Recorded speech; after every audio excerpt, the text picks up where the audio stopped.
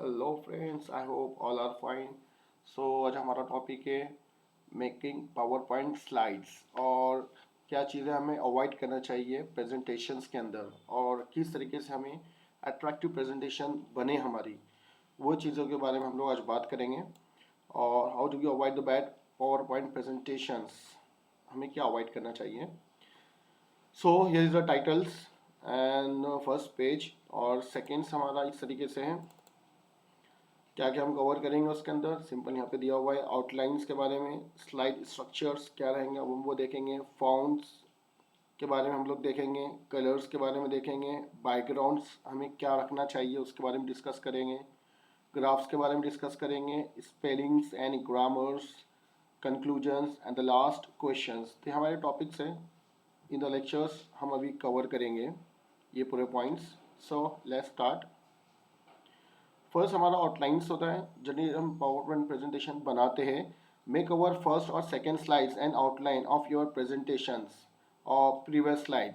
Example यहाँ पे बताया है, जैसे कि आप लोग प्रेजेंटेशन बना रहे हो, बिगिनिंग का आपका टॉपिक टाइटल्स होना चाहिए, सेकेंड जो आपका इंडेक्स होना चाहिए पावर पॉइंट प्रेजेंटेशंस का, कि आप आगे क्या कंटिन्यू करने वाले हो और आगे आप क्या पढ़ा, पूरे स्लाइड्स में आपका क्या क्या रहने वाला है, एक हाईलाइट्स जिसको बोलेंगे। ठीक है, जैसे हमारे पास में हमने दिए थे आउटलाइन, अभी दिए नेक्स्ट स्लाइड पे हम क्या क्या टॉपिक्स कवर करेंगे इस तरीके से। और follow the order for outline for the rest of the presentations. आपका जो इंडेक्स आपने जो दिया है, जो बनाया है उसको आप प्रॉपर फॉलो करेंगे। Only place main points on the outline slide. और आप स्लाइड के अंदर आउटलाइन जो इंडेक्स स्लाइड रहेगा, आप वहाँ पे मेन जो पॉइंट्स रहेंगे आपके स्लाइड्स के वो ही ऐड करना है इस तरीके से। Next, slide structures good. अब यहाँ पे इस तरीके से आपके जो पॉइंट्स रहेंगे, इस तरीके से आपका जो स्लाइड है, तो यहाँ पे दिया हुआ है पॉइंट 1 or 2 स्लाइड्स पर मिनट ऑफ योर प्रेजेंटेशंस और write in point from not complete sentence. आपके जो स्लाइड्स रहेंगे वहाँ पे आपके कंप्लीट सेंटेंस नहीं होने चाहिए, आपका पॉइंट वाइज होना चाहिए लिखा हुआ। और एक स्लाइड्स के ऊपर जनरली 4 से 5 पॉइंट आना चाहिए। Avoid wordless, use keywords and phrases only. और जो अट्रैक्टिव वर्ड्स होते हैं वही आप स्लाइड्स पे रखो अच्छे से इस तरीके से, और पॉइंट वाइज उसको क्या करो, पॉइंट वाइज बनाना है हमें इस तरीके से स्लाइड्स के ऊपर, तो हमारा गुड स्ट्रक्चर्स होता है। इस तरीके से हमें क्या अवॉइड करना है ये नेक्स्ट स्लाइड में बताते हैं आपको। जिस तरह से पैराग्राफ लिखा होता है तो ये हमें अवॉइड करना है स्लाइड में, ये थोड़ा अच्छा नहीं लगता है स्लाइड्स में जब हम लोग देखते हैं तो उसको उस तरीके से। नेक्स्ट, स्लाइड स्ट्रक्चर कैसा है, show the one point at a time will help audience concentrate what you are saying. जब भी आप क्या करते हो एनिमेशन देते हो उसको, ठीक है ना, जो one by click by one या फिर टाइमिंग के साथ में, तो वन वन पॉइंट्स क्या वहाँ पे आने चाहिए। जब आप बात कर रहे हो, टॉपिक समझा रहे हो, तो ऑडियंस का जो कॉन्सेंट्रेशन होता है वो आपके स्लाइड के ऊपर होता है, आपके बात के ऊपर होता है इस तरीके से। और ऑडियंस भी क्या करती है, one by one points read करती है। आप एट ए टाइम पूरे पॉइंट डालोगे तो उसमें थोड़ा सा वो हो जाता है। विल हेल्प यू की प्रेजेंटेशन फोकस्ड। और यही आपको क्या करेगा, आपका प्रेजेंटेशन फोकस में रहेगा, प्रॉपर स्ट्रक्चर्स में हमारा आपका स्लाइड्स रहती है, वन बाय वन ऑडियंस को शो होते रहती है। जब हम बात करते हैं रिप्रेजेंट करते वक्त एट अ टाइम, तो फोकस भी रहेगा उसके ऊपर प्रेजेंटेशन, और अट्रैक्टिव दिखेंगी। इसी तरीके से बैड स्ट्रक्चर कैसा होता है, जिस तरीके से यहाँ बताया देखो, एक डिस्ट्रैक्टिंग एनिमेशंस यूज़ कर रहे हैं, आप कोई इमेज डाल दिए जो रिलेवेंट नहीं है, और कुछ भी आप पुटअप कर ले रहे हो यहाँ कहीं कुछ भी जो डिस्ट्रैक्ट कर रहा है ऑडियंस को इस तरीके से, तो हमें वो अवॉइड करना चाहिए। और स्ट्रक्चर इस तरीके प्रॉपर होना चाहिए, जैसे यहाँ पे गैप आ रहा है ये भी नहीं होना चाहिए इस तरीके से। जहाँ रिक्वायर्ड है, जहाँ ज़रूरी है वहाँ पे रखिए उसको एनिमेशंस का। और do not go over head with the animations. और एनिमेशंस वगैरह ज़रूरत होती है तो रखिए, अदरवाइज मत रखिए उसको इस तरीके से, क्योंकि रीज़न सिंपल है, डिस्ट्रैक्टिंग हो सकती है आपकी ऑडियंस टॉपिक से। Next, fonts. यहाँ पे देखो फॉन्ट का जो साइज होता है, तो आप टाइटल फॉन्ट दे रहे हैं तो उसका एक रखना है आपको। उसके बाद में सब पॉइंट्स दे रहे हैं उसका एक, और जो उसके अंदर से सब पॉइंट आ रहे हैं तो उसका फॉन्ट साइज रखेंगे इस तरीके से। तो ये आपको डिफाइन करना है हर स्लाइड्स के ऊपर एक ही फॉन्ट साइज रहे, टाइटल का भी, पॉइंट का भी, सब पॉइंट का भी इस तरीके से। फॉन्ट स्टाइल एक रहे, फॉन्ट साइज एक रहे इस तरीके से, तो ये अट्रैक्टिव आपके स्लाइड्स को बनाती हैं इस तरीके से। अगर देखेंगे हम लोग, और अदर स्लाइड के ऊपर बैड स्ट्रक्चर्स तरीके से देखो, फॉन्ट यहाँ पे कुछ और फॉन्ट है, यहाँ पे अलग इसके अंदर लिखा हुआ है, यहाँ पे बोल्ड है, अलग दिख रहा है, तो ये हमें अवॉइड करना है, लुक लाइक डिफरेंट और इतना अट्रैक्टिव दिखता नहीं है इस तरीके से। Then colors, we have to used font that contrast sharply with the background। हमें क्या करना चाहिए, फॉन्ट का जो कलर होता है बैकग्राउंड कलर देखते हुए करते हुए हमें फिक्स करना चाहिए और प्रॉपर कलर वगैरह कॉम्बिनेशन से हमें वो देखना चाहिए इस तरीके से। एग्जाम्पल जैसे blue font on a white background, अगर बैकग्राउंड हमारा वाइट है तो ब्लू फॉन्ट अच्छा दिखता है, अट्रैक्टिव दिखता है, उठ के आता है थोड़ा सा। उस तरीके से use colour to reinforce that logic of your structures। Example light blue title and dark blue text, इस तरीके से। Use colour to emphasise a point but only use this occasionally. अगर आपका कोई पॉइंट से कुछ है तो आप उसको यूज कर सकते हैं, पर पूरा ही इस तरीके से नहीं कि बहुत ज़्यादा कलर आप यूज कर रहे हो आपके स्लाइड्स में, तो इस लुक बैड स्लाइड दिखेंगी। जैसे एग्जाम्पल देखो, यहाँ पे नेक्स्ट दिया हुआ है, ये गुड का है आपको, और बैठ का इस तरीके से देखो, यहाँ पे कुछ बैकग्राउंड कलर से कुछ ये कलर मैच हो नहीं रहा फॉन्ट का, तो it create difficult to read properly.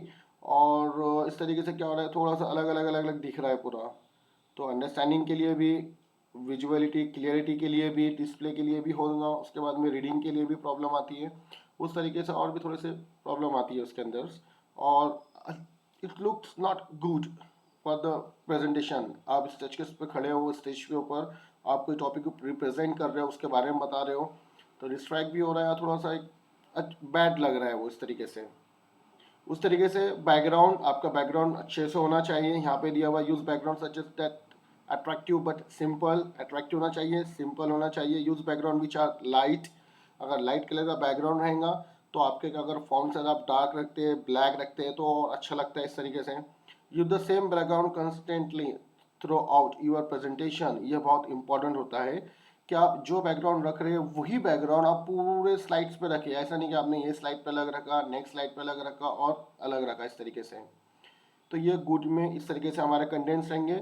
Back slide इस तरीके से दिखते हैं, अगर आप रखते नहीं है प्रॉपर बैकग्राउंड तो it very difficult to read out and क्या दिख रहा है समझ में आ नहीं रहा थोड़ा सा, और डिफिकल्ट हो रहा है और बैड लग रही है हमारी स्लाइड इस तरीके से। इमेज भी आप रखते हो, अगर आप इमेजेस वगैरह यूज़ करें तो प्रॉपर उसका टैक्स देखिए, प्रॉपर उसका कलर्स देखिए, कॉम्बिनेशंस इस तरीके से। अगर टैक्स है तो टैक्स का कॉम्बिनेशंस देखिए, बैकग्राउंड से कैसा हो रहा है, क्या मैच हो रहा है इस तरीके से।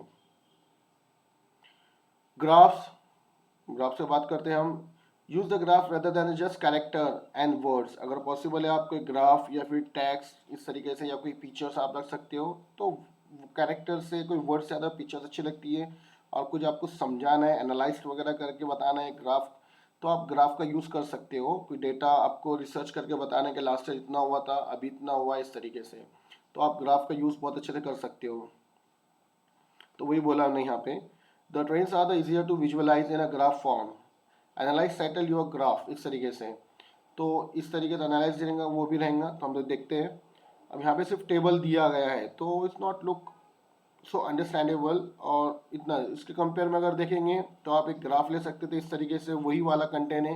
यहाँ पे हमने टाइटल डाला हुआ है, ठीक है, उसके बाद में यहाँ पे हमने लिखा हुआ है पूरा कि जनवरी में कितना प्रोडक्शन हुआ था, और दूसरा प्रोडक्शन कंपैरिजन कितना हुआ था, फरवरी में कितना हुआ था, ब्लू लाइट्स इस तरीके से यहाँ पे दिया हुआ है आपको, यार visible blue balls, red balls कितना प्रोडक्शंस, और कितना सेल आउट जिसको बोलेंगे, सोल्ड कितना हुआ था, प्रोडक्शन के बाद में सोल्ड कितना हुआ था क्वार्टर्स के अंदर। तो ये ग्राफ अच्छे से लग रहा है। ग्राफ में बहुत सारे वैरायटीज़ होती है, आप डिपेंड ऑन यू आप कौन सा यूज़ करते हो, क्या करते हो। तो जो हमें अवॉइड करना चाहिए इस तरीके से देखिए, तो वी शुड बी अवॉइड। यहाँ पे बहुत बारीक लिखा हुआ दिख रहा है और यहाँ पे कुछ समझ में नहीं आ रहा है, कंटेंट्स बहुत बारीक है, ये जनवरी में कितना है, फरवरी में कितना, और सिंपल में ये लग रहा है, ये अच्छा लग रहा है हमें इस तरीके से, अंडरस्टैंडेबल भी हो रहा है, थोड़ा लुक्स लाइक गुड इस तरीके से। देन बैड ग्राफ में manner, gridness and unnecessary font is too small, ये चीज़ हमें ध्यान रखना है, फॉन्ट ज़्यादा स्मॉल होना नहीं चाहिए। जैसा ये केस में दिख रहा है आपको, यहाँ पे फॉन्ट साइज बहुत स्मॉल है इस तरीके से। कलर्स आर इलॉजिकल, कलर्स भी क्या है, इलॉजिकल नहीं होनी चाहिए। टाइटल इज मिसिंग, तो यहाँ से हम यहाँ पे देखते हो यहाँ पे टाइटल नहीं दिया हुआ है। जैसे हम अच्छे ग्राफ में देखते हैं, यहाँ पर टाइटल दिया हुआ है, ये ग्राफ है क्या, पर्पस क्या है, तो आप अंडरस्टैंडिंग के लिए। तो यहाँ पे टाइटल भी नहीं दिया है, तो हमें ये भी बात ध्यान रखना है कि टाइटल्स मिसिंग ना करें स्लाइड्स के ऊपर। और शेडिंग इन डिस्ट्रैक्टिंग, अगर आप शेडिंग, जैसे हम यहाँ देख रहे हो, ये पीछे बैकग्राउंड में शेडिंग दिख रही है, तो ये क्या होती है, जनरली डिस्ट्रैक्ट करती है ऑडियंस को। यहाँ पे शेडिंग इतना नहीं है, यहाँ पे ज़्यादा हो रहा है इस तरीके से, तो वो डिस्ट्रैक्ट का टॉपिक बनता है। आपका जो फोकस है, आपका जो कंट्रोल है ऑडियंस के ऊपर, कहीं ना कहीं फिर वो रहता नहीं है इस तरीके से। Spelling and grammar is very important point here. Proof your slides for spelling mistakes आपको avoid करना है. Use the repeated words भी आपको avoid करना है आपके slides में. Then grammatical errors you might have make it. कुछ grammatical error भी आपको नहीं रखनी है आपके slides के अंदर, क्योंकि आप present कर रहे हो, represent कर रहे हो audience के सामने, तो ये इसलिए मिस्टेक्स होती है और छोटी छोटी मिस्टेक्स होती है जो हम हमारी तरफ से कहने के अवॉइड हो जाती है, देखते नहीं हम, पर ये चीज़ें आगे आके बहुत रोल प्ले करती है और इम्पोर्टेंट होती है इस तरीके से। और प्रेजेंटेशन होने के बाद में आप किसी को, जो इंग्लिश का पर्सन है या आप कोई टॉपिक के ऊपर बना रहे हो, तो उसको प्रॉपर चेक करवाएं कि भाई कंटेंट कैसा है, क्या है, इस तरीके से फीडबैक के लिए। अदरवाइज आपका ऑलरेडी आप नॉलेज है, good to have your knowledge, और आपको पोटेंशियल से अच्छे ही बने आपने, तो फिर डेफिनेटली गो ऑन, बट इस तरीके से। The next slide, the conclusion. Use an effective and strong closing. जब आपका कंक्लूजन होता है टॉपिक्स का, तो आप इफेक्टिवली एंड स्ट्रॉन्ग क्लोजिंग करना है आपको। Your audience is likely to remember your last word. जब आप कंक्लूजन करो तो आपकी ऑडियंस शुड बी रिमेंबर कि आपने कितना अच्छा थॉट या एकदम स्ट्रांगली आपने क्लोज किया, कंक्लूड किया आपके टॉपिक्स को इस तरीके से। वो होता है कंक्लूजन के अंदर कि ओवरऑल आपने टॉपिक के कंक्लूजन क्या है, आपका टॉपिक्स का जो कंक्लूजन क्या आता है इस तरीके से। use the conclusion slides to summarize the main points in your presentations और suggest future avenue of research। तो ये कंक्लूजन स्लाइड्स रहेंगे, हम समराइज कर सकते हैं, या फ्यूचर्स में क्या उस तरीके से आप बोल सकते हैं कि भाई फ्यूचर्स में इस तरीके से रहेगा, या हम ये करेंगे इस तरीके से। तो ये आपका एक कंक्लूजन हुआ जो आप टॉपिक रिप्रेजेंट कर रहे हो इस तरीके से। Then last slide should be आपकी क्वेश्चनिंग होनी चाहिए, and your presentation with the simple question slides to invite your audience to ask questions, provide an visual aids during the questions period, avoid ending presentation। इस तरीके से आपके ending भी जो presentation के अवॉइड करना चाहिए। आप क्वेश्चंस रखिए सिंपल, जब सेमिनार आपका एंड होता है तो आप ऑडियंस के सामने क्वेश्चन रखते हैं, स्लाइड रखते हैं, आप उसमें पूछते हैं, और उसी के साथ साथ आप क्या करते हैं, जब क्वेश्चन के अंदर कोई इमेज वगैरह होती है तो आप वो यूज़ कर सकते हो उसको बैकग्राउंड के लिए इस तरीके से। तो ये कुछ अपने बारे में देखा था, प्रेजेंटेशन किस तरीके से, स्लाइड्स स्ट्रक्चर्स और फाउंड स्लाइड्स, ये हमने क्या क्या अवॉइड करना चाहिए, और how to make the good presentations, what are the avoid the present important presentation we should be avoided. So I hope you understand. If you have any query or any doubts, so just comment on our channels and like and subscribe, share with your friends. So goodbye.